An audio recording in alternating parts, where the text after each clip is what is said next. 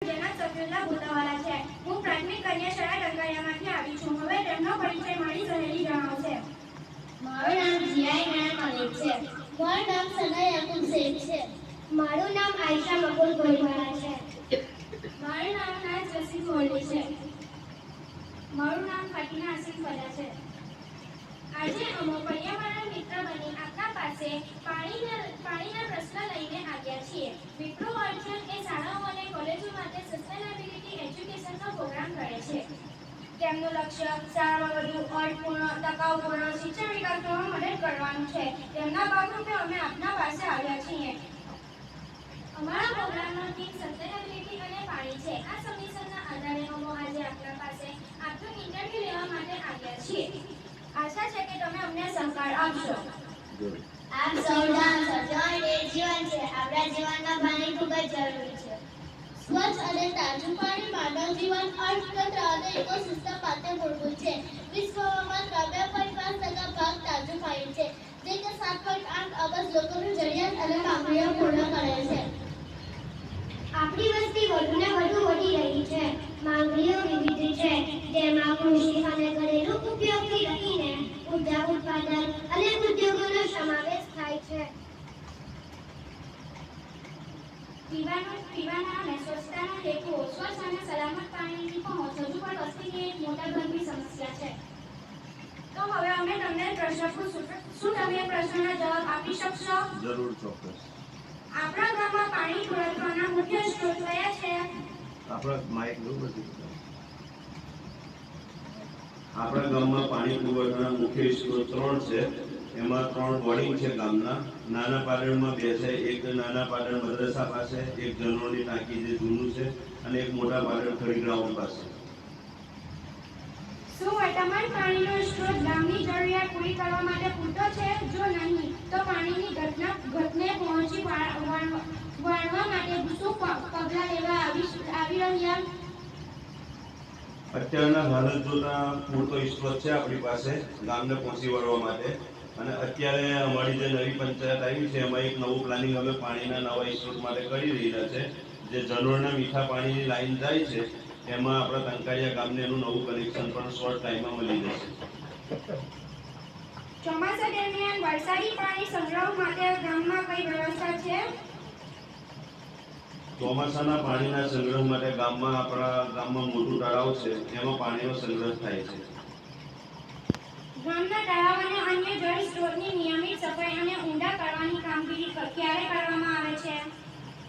ગામના તળાવ અને પાણીના જે નિકાલનો સ્ત્રોત છે એની યોગ્ય કામગીરી દર વર્ષે ચોમાસા પહેલા પ્રી મોન્સૂન કામગીરી તરીકે કરવામાં આવે છે. બધી સાફ સફાઈ અને એને ઊંડા કરી એમાંથી જે કચરો પાણીને રોકતો હોય એ દૂર કરવામાં આવે છે. પાણીમાં ક્લોરિનેશન કે અન્ય શુદ્ધિકરણની પ્રક્રિયા નિયમિતપણે થાય છે? ક્લોરિનેશનની જે પ્રક્રિયા છે આપણા ગામમાં જે પીએચસી સેન્ટર આવેલું છે એનો સ્ટાફ રેગ્યુલરપણે કરે છે. અને ગામમાં જ્યાં પાણીના સ્ત્રોત છે, જ્યાં એ લોકોને લાગે છે ત્યાં એ લોકો વિઝિટ કરે અને ક્લોરિનેશનની પ્રક્રિયા કરે છે. છેલ્લા કેટલાક સમયમાં પાણીજન્ય રોગચાળાના કોઈ કેસ નોંધાયા છે? લગભગ અમારી જાણ મુજબ ટંકારિયા ગામમાં પાણીજન્ય કોઈ રોગ છેલ્લા કેસ નોંધાયા નથી. ગામમાં કોઈ જગ્યાએ દૃષ્ટિ પાણીની સમસ્યા છે? ગામના દરેક વિસ્તારમાં પાણીનો કોઈ મસલો છે નથી, કોઈ સમસ્યા છે નથી. ગામના નાનામાં નાના ફળિયામાં, મોહલ્લામાં પાણી સારી રીતે પહોંચે છે અને ગામના કોઈ પણ વિસ્તારમાં પાણીની સમસ્યા છે નથી. ગામમાં પાણી અને વિતરણનું સમયપત્રક શું છે? શું દરેક વિસ્તારમાં નિયમિત અને પૂરતા પ્રમાણમાં પાણી મળી રહે છે? ગામમાં જે 3 બોર્ડિંગ છે એનું અલગ અલગ ટાઈમ ટેબલ આપેલું છે. એ પ્રમાણે દરેક વિસ્તારમાં સમયસર પાણી પહોંચાડવામાં આવે છે અને દરેક વિસ્તારને પાણી મળી રહે એ રીતની વ્યવસ્થા કરેલી છે. ગામમાં પાણીના બગાડને રોકવા માટે કોઈ નિયમ છે? પાણીનો બગાડ ના થાય એના માટે ઓવરફ્લોની સિસ્ટમ લગાવેલી છે, એટલે પાણીનો બગાડ થતો નથી. ગામની વધતી જતી વસ્તીને ધ્યાનમાં રાખીને ભવિષ્યમાં પાણીની જરૂરિયાત પહોંચી વળવા માટે કોઈ લાંબા ગાળાનું આયોજન કરવામાં આવ્યું છે? અત્યારે ટંકાળિયા ગામમાં પાણીના સંગ્રહ માટેનો એક સમ છે.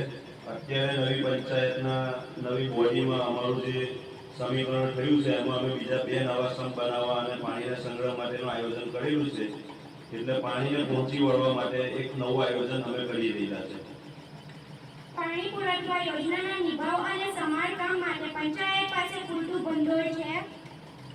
હા, સારી રીતે પહોંચી વળે પાણી પુરવઠાને એના માટે પંચાયત પાસે પૂરતું ભંડોળ છે અને સારી રીતે પાણીનું બધું કામ ગામમાં થઈ રહ્યું છે. તમે પાણી છોડવા અને પાણી બંધ કરવા માટે કોઈને લગાડ્યા છે? સમયસર પાણી ચાલુ કરવા અને બંધ કરવા માટે 3 કુવા પર માણસોની જોગવાઈ કરેલી છે અને સમયસર એ લોકો પાણી ચાલુ કરે છે અને બંધ કરે છે. તો તમને લાગે છે કે ભવિષ્યમાં પાણીની અછત પડશે તો તમે પાણીને નિકાલ માટે કઈ સમસ્યા સોચેલી છે? ઉપરવાળાથી આપણે પ્રાર્થના કરીએ કે પાણીની અછત ના થાય એના માટે આપણે પર્યાવરણને સારું રાખીએ, વૃક્ષો વાવીએ, જેથી કરીને પાણીની અછત ના થાય. તો તમને ખબર છે કે ભવિષ્યમાં પાણીની અછત પડશે તો તમે પાણીનો બગાડ ન કરે એવો ખૂબ સારો પ્રયત્ન કરશો. જરૂરથી ગામ લોકોના સહસહકારથી અને તમારા જેવા વિદ્યાર્થીઓના સહસહકારથી આપણે પ્રયત્ન કરીશું કે પાણીનો બગાડ ના થાય અને પાણી બચાવવા માટે લોકોમાં જાગૃતિ આવે એવા આપણે પ્રોગ્રામ કરતા રહીશું. Thank you. આભાર.